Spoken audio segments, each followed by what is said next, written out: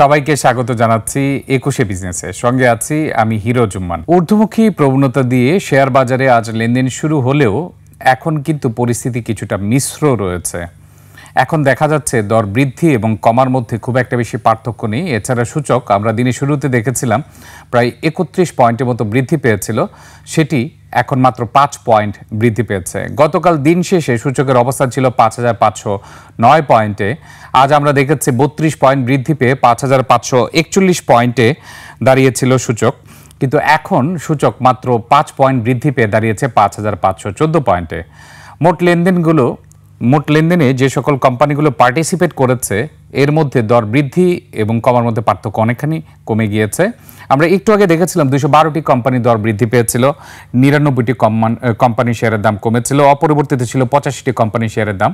এখন এই পার্থক্য অনেকখানি কমে এসেছে। এখন সর্বশেষ তথ্য অনুযায়ী 194টি কোম্পানির শেয়ারের দর বৃদ্ধি পেয়েছে, 114টি কোম্পানি দর হারিয়েছে, অপরিবর্তিত রয়েছে 86টি কোম্পানি শেয়ারের দাম। তবে আজ লেনদেনের গতি গতকালের চেয়ে কিছুটা ভালো রয়েছে। গতকাল আমরা জানি দিন শেষে 674 কোটি টাকার লেনদেন হয়েছে, আজ এখন পর্যন্ত লেনদেন হয়েছে 450 কোটি টাকার কাছাকাছি।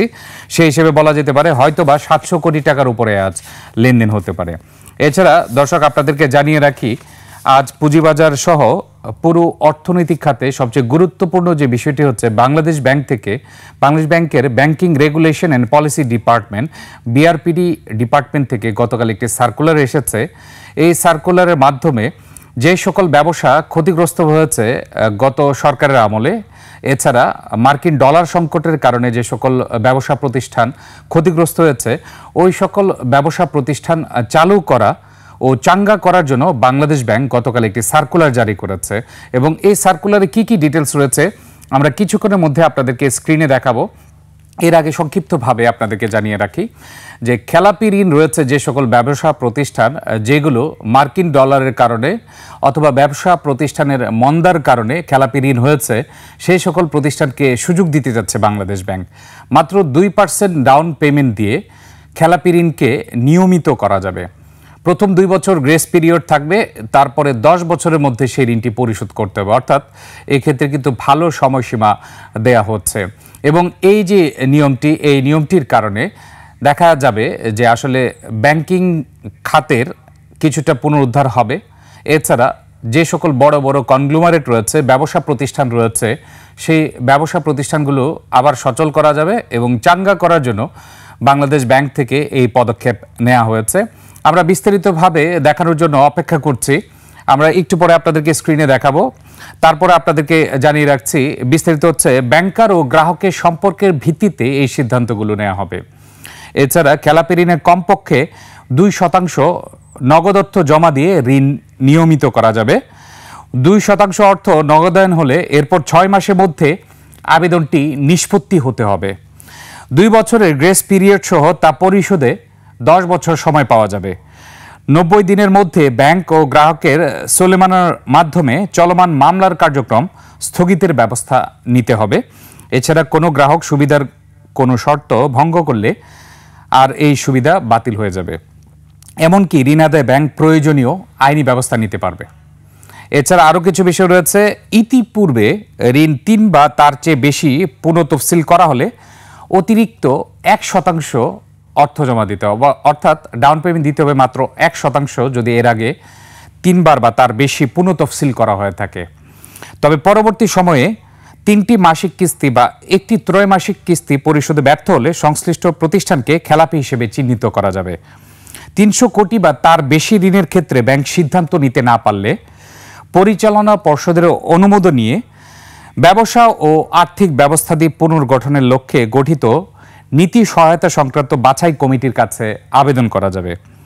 এছাড়া সর্বশেষ রয়েছে জালিয়াতি বা অন্য কোনো প্রতারণা বা অনিয়মের মাধ্যমে নেওয়া ঋণ কিংবা ব্যাংক কর্তৃক চূড়ান্তভাবে ঘোষিত ইচ্ছাকৃত খেলাপি গ্রাহকরা এই ঋণ সুবিধা পাবেন না।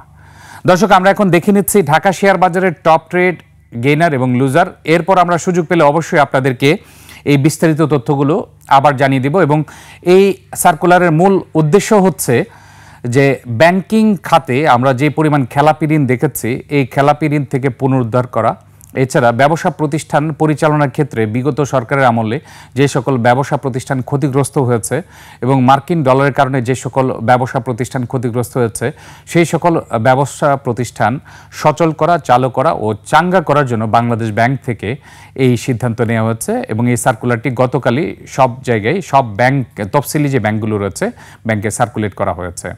দর্শক, আমরা অপেক্ষা করছি ঢাকা শেয়ার বাজারে টপ রেট গেইনার এবং লুজার দেখার জন্য। আমরা যদিও গতকাল দিন শেষে সূচকের কিছুটা ঊর্ধ্বমুখী প্রবণতা দেখেছি, আজ দিনের শুরুতে ঊর্ধ্বমুখী প্রবণতা থাকলেও এখন ব্রেক ইভেনের কাছাকাছি চলে এসেছে। প্রথমেই আমরা দেখছি আজ টপ ট্রেডে রয়েছে এনভয় টেক্সটাইল, প্রায় 16 কোটি টাকার মতো লেনদেন হয়েছে। দ্বিতীয় অবস্থানে রয়েছে লাভেলো, 11 কোটি 30 লক্ষ টাকা লেনদেন হয়েছে। ব্র্যাক ব্যাংক রয়েছে তৃতীয় অবস্থানে, 10 কোটি 93 লক্ষ টাকা লেনদেন হচ্ছে। খান ব্রাদার্স পিপি ওভেন ব্যাগ ইন্ডাস্ট্রিজ লিমিটেড 10 কোটি 25 লক্ষ টাকা লেনদেন হচ্ছে। মালিক স্পিনিং মিলস রয়েছে টপ ট্রেডের পঞ্চম অবস্থানে, 5 কোটি 52 লক্ষ টাকা লেনদেন হচ্ছে। আজ এখন পর্যন্ত টপ ট্রেডে দুইটি প্রতিষ্ঠান দর হারিয়েছে, লাভেলো এবং ব্র্যাক ব্যাংক।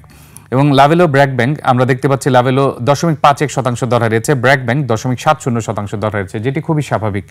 এবং আমরা দেখতে পাচ্ছি এনভয় টেক্সটাইল আজ 8.15% বৃদ্ধি পেয়েছে, অর্থাৎ আমরা টপ গেইনারে দেখতে পাবো এনভয় টেক্সটাইলকে, যদি অন্যান্য প্রতিষ্ঠান আরও বেশি না বৃদ্ধি পেয়ে থাকে। আমরা এখন দেখে নিতে যাচ্ছি শতাংশের দিক থেকে কোন কোন প্রতিষ্ঠানগুলো সবচেয়ে বেশি বৃদ্ধি পেয়েছে, অর্থাৎ ডিএসসি টপ গেইনারে কোন কোন প্রতিষ্ঠানগুলো রয়েছে। আজ টপ গেইনারের প্রথম অবস্থানে এনভয় টেক্সটাইলকে দেখা যাচ্ছে টপ ট্রেডের পাশাপাশি। জেমিনি সি ফুড দ্বিতীয় অবস্থানে রয়েছে, এখন পর্যন্ত 6.71% বৃদ্ধি পেয়েছে।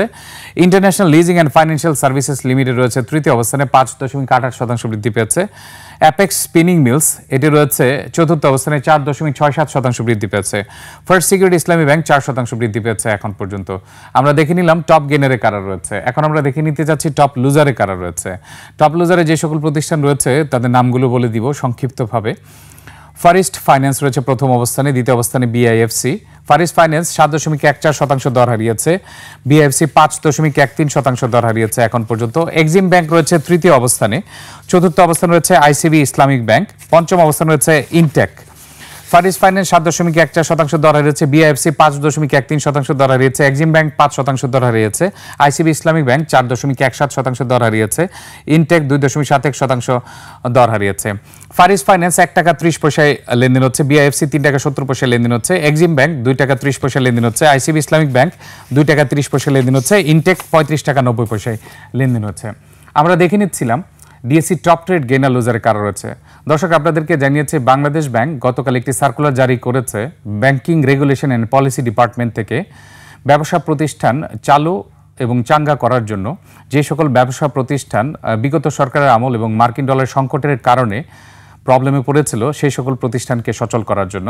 এবং এই যে সার্কুলার, এই সার্কুলারে কী কী বিস্তারিত রয়েছে সেটি আপনাদেরকে দেখিয়ে দিচ্ছি সংক্ষিপ্তভাবে। আমরা অপেক্ষা করছি বাংলাদেশ ব্যাংকের ব্যাংকিং রেগুলেশন অ্যান্ড পলিসি ডিপার্টমেন্টের সার্কুলারের জন্য।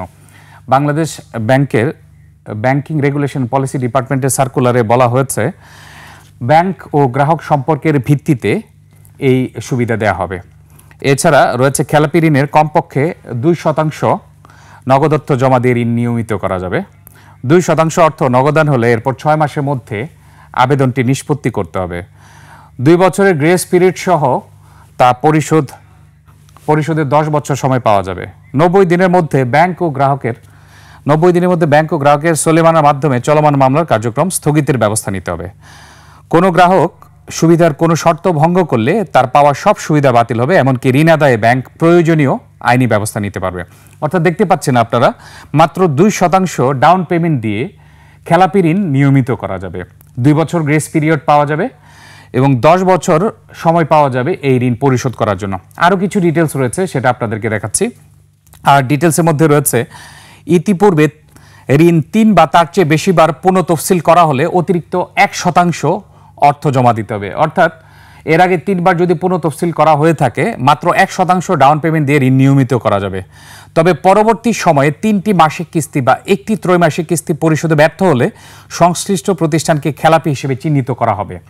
এছাড়া রয়েছে, যদি 300 কোটি বা তার বেশি ঋণের ক্ষেত্রে ব্যাংক সিদ্ধান্ত নিতে না পারে, পরিচালনা পর্ষদের অনুমোদন নিয়ে ব্যবসা ও আর্থিক ব্যবস্থা দিয়ে পুনর্গঠনের লক্ষ্যে গঠিত নীতি সহায়তা সংক্রান্ত বাছাই কমিটির কাছে আবেদন করতে হবে। আপনারা জানেন বাংলাদেশ ব্যাংক থেকে নীতি সহায়তা সংক্রান্ত একটি কমিটি গঠন করা হয়েছে এবং এই কমিটি এই খেলাপি ঋণ দুর্দশাগ্রস্ত প্রতিষ্ঠান যারা রয়েছে ব্যবসা প্রতিষ্ঠান তাদেরকে নিয়ে কাজ করছে। তাদের কাছে আবেদন করা যাবে যদি ৩০০ কোটি টাকা বা তার বেশি এই খেলাপি ঋণ অথবা দুর্দশাগ্রস্ত ঋণের পরিমাণ হয়ে থাকে। এরপর রয়েছে জালিয়াতি বা অন্য কোনো প্রতারণা বা অনিয়মের মাধ্যমে নেওয়া ঋণ কিংবা ব্যাংক কর্তৃক চূড়ান্তভাবে ঘোষিত ইচ্ছাকৃত খেলাপি গ্রাহকরা এই সুবিধা পাবেন না। অর্থাৎ ইচ্ছাকৃত খেলাপি ঋণ যে সকল ব্যবসা প্রতিষ্ঠানে রয়েছে ওই সকল ব্যবসা প্রতিষ্ঠান এই সুবিধা পাবে না। এবং এই সার্কুলারটি আসার পর থেকে আমরা দেখছি এ নিয়ে ব্যাপক উৎসাহ রয়েছে এবং এটিকে সাধুবাদ জানিয়েছে ব্যাংকসহ ক্ষতিগ্রস্ত ব্যবসা প্রতিষ্ঠান সবাই। এক্ষেত্রে ধারণা করা হচ্ছে যে যদি এর মাধ্যমে ক্ষতিগ্রস্ত ব্যবসা প্রতিষ্ঠান চালু করা যেতে পারে এক্ষেত্রে অর্থনীতিতে অবদান রাখবে, এর পাশাপাশি কর্মসংস্থান তৈরি হবে। দর্শক, আমরা যেটা জানিয়ে দিচ্ছিলাম ঢাকা শেয়ার বাজারে আজ দিনের শুরুতে ঊর্ধ্বমুখী প্রবণতা থাকলেও এখন ব্রেক ইভেনের কাছাকাছি রয়েছে। দর বৃদ্ধি এবং কমার মধ্যে খুব একটা বেশি পার্থক্য নেই, তবে লেনদেনের গতি গতকালের চেয়ে কিছুটা ভালো রয়েছে, তারপরেও গত সপ্তাহের চেয়ে অনেকখানি কম রয়েছে লেনদেনের গতি। দেখা যাক দিন শেষে সূচক ঊর্ধ্বমুখী প্রবণতায় থাকে কিনা।